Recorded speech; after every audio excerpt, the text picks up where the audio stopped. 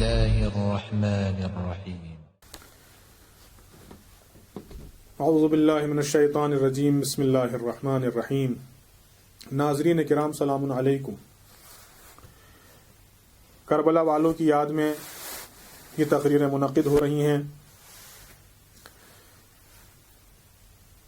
جن کی عظمت کا اعلان مطلق اور عام الفاظ میں خود قرآن مجید نے کیا کہ لا تحسبن الذین قتلوا فی سبیل اللہ امواتا بل احیاء عند ربهم یرزقون فرحین بما آتاہ اللہ من فضلہ۔ خبردار، ہماری راہ کے مرنے والوں کو مردہ گمان بھی نہ کرنا، بلکہ وہ زندہ ہیں اور ہماری بارگاہ میں رزق دریافت کر رہے ہیں، ہم سے برابر رزق حاصل کر رہے ہیں۔ اس آیت کریمہ میں شہیدان راہ خدا کی متعدد فضیلتیں ہیں، چونکہ آیت خالی ایک ہی آیت نہیں ہے، اس کے بعد بھی شہداء کی عظمت کا اعلان بعد کی آیتوں میں اسی سورہ آل عمران میں کیا گیا ہے۔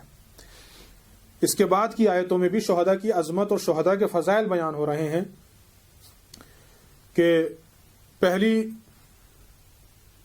عظمت ان کی یہ ہے کہ وہ زندہ ہے، دوسری عظمت یہ ہے کہ وہ ہماری بارگاہ میں تمہارے درمیان نہیں ہے، تمہیں نہیں دکھائی دے رہے ہو، وہ ہماری بارگاہ میں ہے۔ تیسری عظمت یہ ہے کہ وہ برابر ہم سے رزق حاصل کر رہے ہیں۔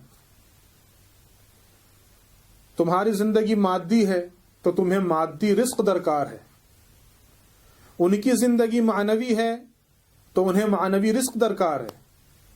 ہم رازق ہیں، ہم جانتے ہیں کہ تمہیں کیسا رزق دینا ہے، انہیں کیسا رزق دینا ہے۔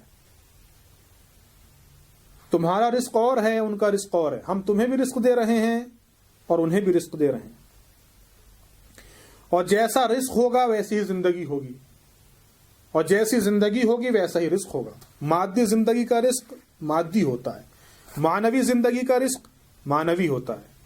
پھر جیسا رزق ہوگا ویسی زندگی۔ تمہارا رزق مادی ہے تو تمہاری زندگی بھی مادی ہے، ان کا رزق معنوی ہے تو ان کی زندگی بھی معنوی ہے۔ مادی اور معنوی زندگی کا بنیادی فرق یہ ہے کہ مادی زندگی اسیر ہے مادے میں جکڑی ہوئی ہے، مادہ ہے تو زندگی ہے، اور مادہ ختم ہو جائے، فنا ہو جائے تو زندگی کا بھی خاتمہ ہو جاتا ہے۔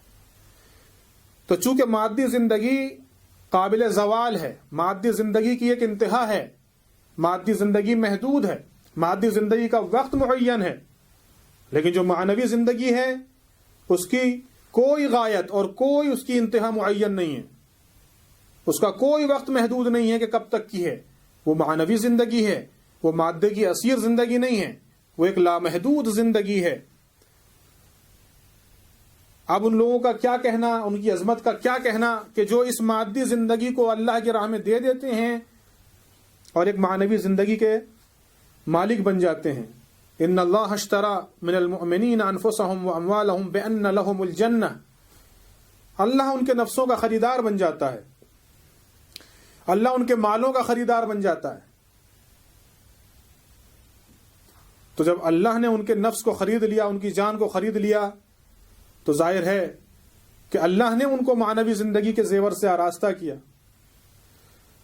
چوتھی عظمت فرحین بما آتاہ اللہ من فضلہ، شہیدان راہ خدا وہ ہیں کہ جو اللہ کے دیے ہوئے فضل و کرم پر افتخار کرتے ہیں۔